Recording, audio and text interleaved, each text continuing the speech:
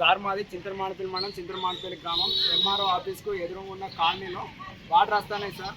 అది సెక్రటరీ ఆసిఫ్ పాలికారికి ఎన్నిసార్లు చెప్పినా అక్కడ కొలంసీర్ ఇంటి ముందు 4 ఇంచుల పైప్ వేసి అదే పైప్ వేస్తూనే వాటర్ పోతే అంటాను. కానీ ఆ 4 ఇంచుల పైపు పక్కపొండి రోడ్డుకు దగ్గర వేసుట్లా అది పక్కపొండి బస్సులు లారీలు అన్ని తొక్కి పైపు నలిగి వాటర్ పోతలేవు సార్. ఏమన్నా అంటే ఎంపీడీఓ చెప్పినా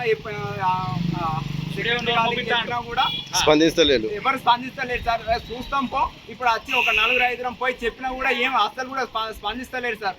చూడండి సార్ ఎట్లా వాటర్ వస్తానయో.